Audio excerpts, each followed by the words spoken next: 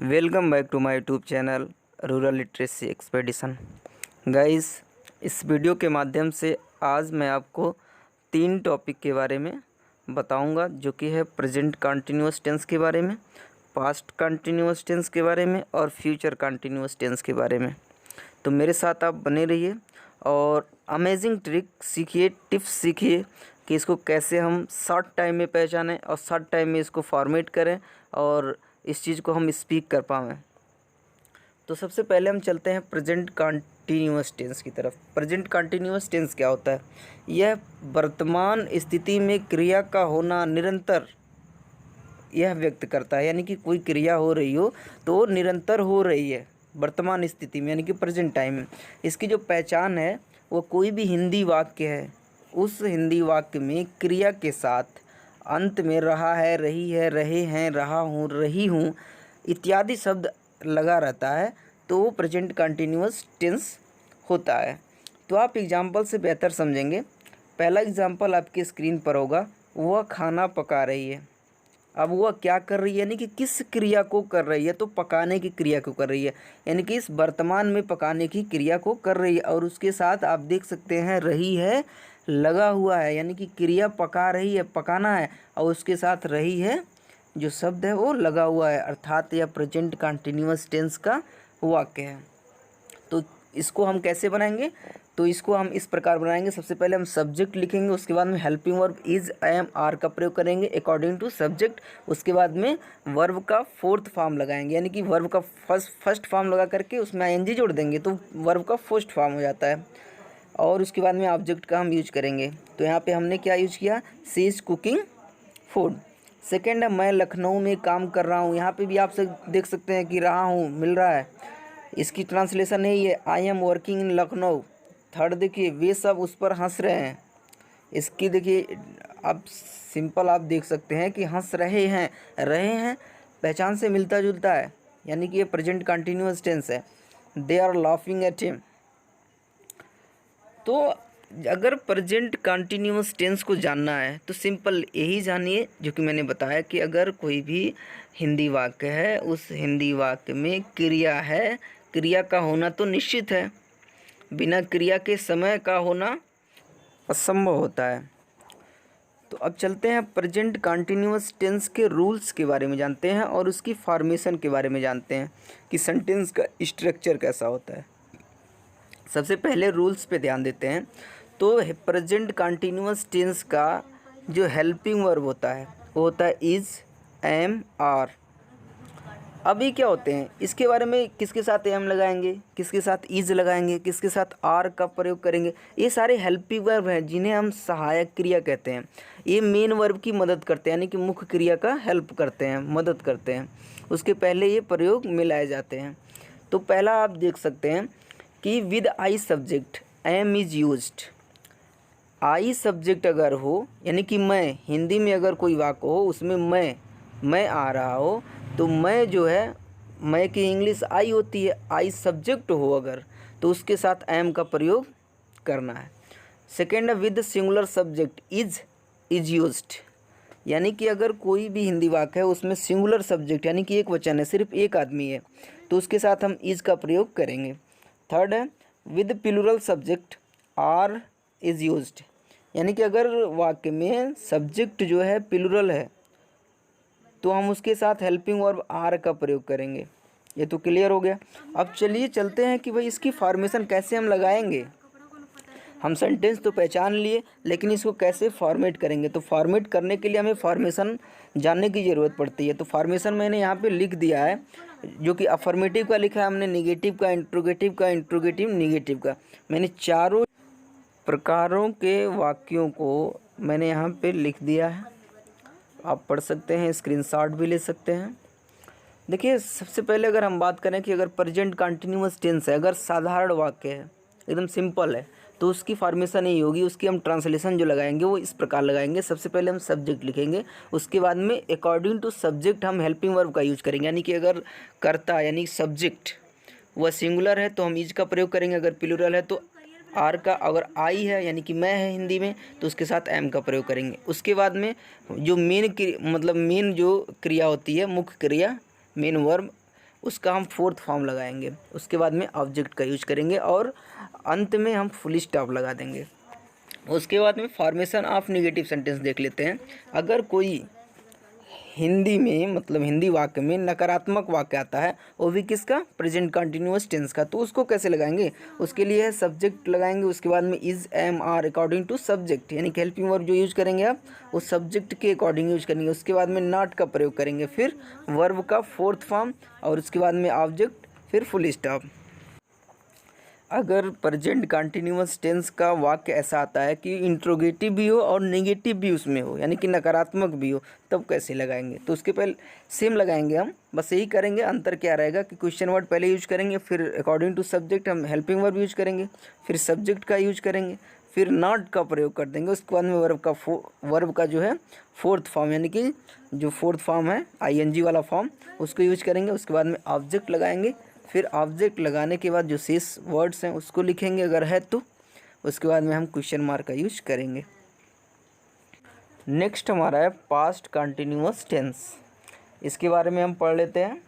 Past continuous की जो introduction होती है, इसकी पहचान, इसको हम कैसे पहचानें, तो इसकी पहचान यही है कि जो हिंदी वाक्य है और उसमें क्रिया है, तो क्रिया शब्द के साथ रहा था, रही थी, रहे थे लगा रहता है, तो हम ये पहचान लेते हैं कि ये पास्ट कंटिन्यूअस टेंस का वाक्य है। एग्जाम्पल से आप बेहतर समझेंगे। मैंने आपके स्क्रीन पर जो है दे रखा है, यानी कि मैं लिखा हूँ तो आप देख रहे होंगे, तो आपकी स्क्रीन पर ही दिख रहा होगा। तो पहला एग्जाम्पल आप देखिए, मैं यहाँ समय व्यतीत कर रहा था, I was spending time here.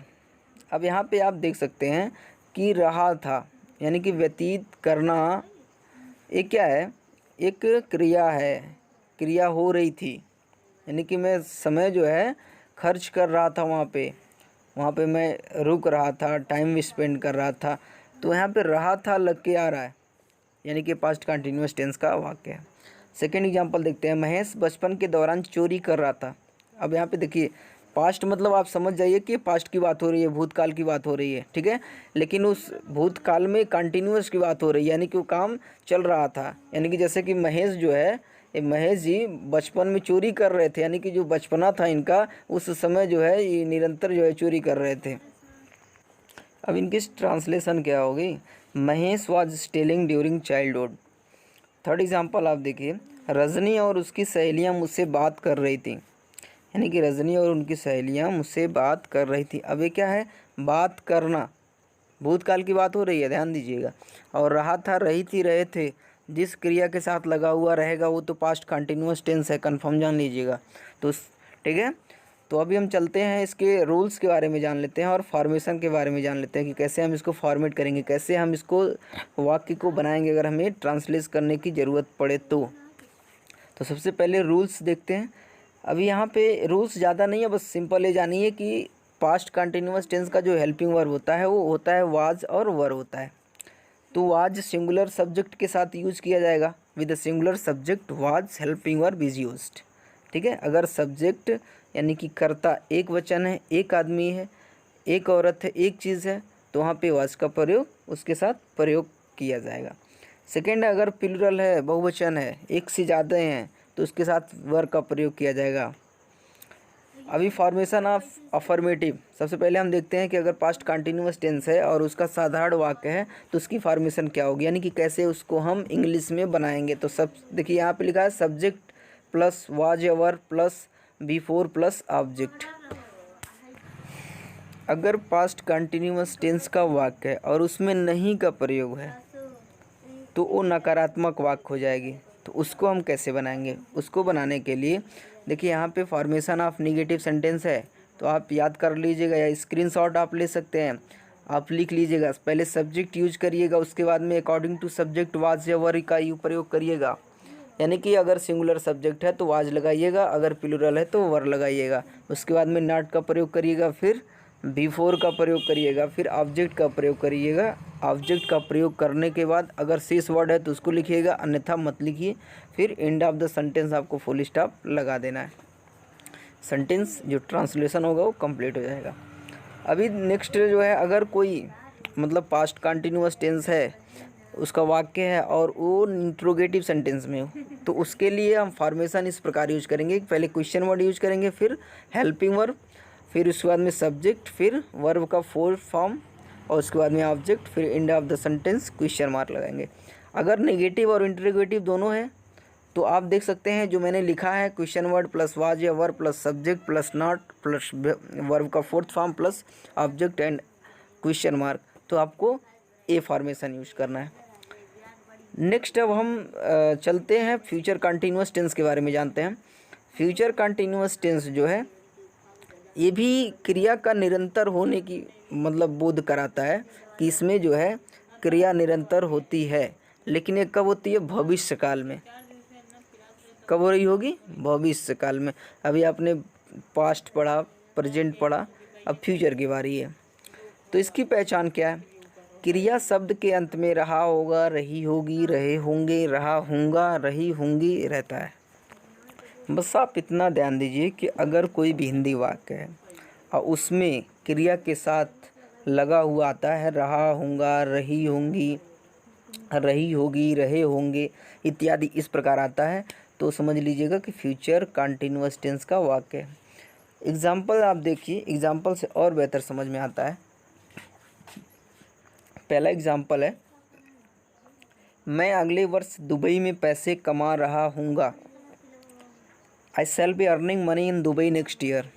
अब यहाँ पे आप देख सकते हैं कि जो काम है वो निरंतर होती रहेगी। कब होती रहेगी? फ्यूचर में होती रहेगी, यानी कि भविष्य काल में होती रहेगी। अभी हुआ नहीं है, यानी कि ना हम पास्ट की बात कर रहे हैं ना प्रेजेंट की बात कर रहे हैं, यानी कि ये भविष्य की हम बात कर रहे हैं। और वो जो है मैं क्या कर रहा हूँगा? पैसे कमा रहा हूँगा। नेक्स्ट है, राधिका अपने गुणों को प्रकाशित कर रही होगी। Radhika will be illuminating her qualities. Third example, Renuka सब्जियां बेच रही होगी। Renuka will be selling vegetables. अब यहाँ पे आप देख सकते हैं कि जो मैंने तीनों एग्जाम्पल्स मैंने रखे हैं, सारे एग्जाम्पल्स में क्रिया के साथ रहा होगा, रही होंगी, रही होगी, यानी कि इस प्रकार के जो है शब्द मिल रहे हैं। तो ये क्या है? फ्यूचर कंटिन्यूअस टेंस का सेंटेंस है। अब हम पहचान लिए कि फ्यूचर कंटिन्यूअस टेंस का सेंटेंस है, लेकिन इसको बनाएंगे कैसे? क्या रूल है? क्या हेल्पिंग वर्ब है? क्या सब्जेक्ट है? क्या वर्ब है? वर्ब का कौन सा फॉर्म लगाएंगे? तो कन्फ्यूजन रहती है, तो कन्फ्यूजन नहीं रखना है। तो सबसे पहले हम रूल्स के बारे में जान लेते हैं। तो आई और वी जो सब्जेक्ट्स होते हैं उसके साथ सेल का हम प्रयोग करते हैं, और जो शेष सब्जेक्ट हैं उसके साथ हम विल का प्रयोग करते हैं। क्योंकि आजकल विल का ही प्रयोग किया जाता है, सेल का बहुत कम किया जाता है। कर भी सकते हैं, कोई दिक्कत नहीं। फॉर्मेशन ऑफ अफर्मेटिव सेंटेंस, अगर साधारण वाक्य है तो हम बनाएंगे सब पहले सब्जेक्ट लिखेंगे, फिर अकॉर्डिंग टू सब्जेक्ट सेल या विल का प्रयोग करेंगे।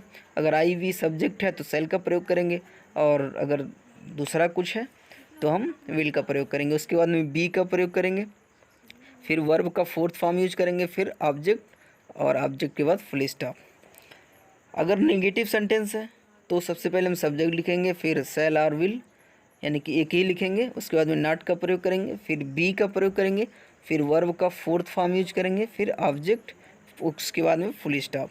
अगर फ्यूचर कंटिन्यूअस टेंस का इंट्रोगेटिव सेंटेंस है तो कैसे बनाएंगे? तो सबसे पहले क्वेश्चन वर्ड यूज करेंगे। अगर क्वेश्चन वर्ड यानी कि हिंदी जो प्रश्नसूचक शब्द होते हैं अगर बीच में आता है तो उसके बाद में हम क्या करेंगे? फिर सेल और विल का प्रयोग करेंगे, फिर सब्जेक्ट का यूज़ करेंगे, और सब्जेक्ट का यूज़ करने के बाद बी का यूज़ करेंगे, फिर वर्ब का फोर्थ फॉर्म यूज़ करेंगे, फिर ऑब्जेक्ट का यूज़ करेंगे। यदि शेष वर्ड है तो शेष वर्ड लिखेंगे, अन्यथा नहीं लिखेंगे। फिर अंत में जो है क्वेश्चन मार्क का यूज करेंगे। अगर फ्यूचर कंटिन्यूअस टेंस का वाक्य जो है इंट्रोगेटिव और नेगेटिव दोनों में है तो उसके लिए हम कैसे यूज करेंगे? उसको कैसे बनाएंगे?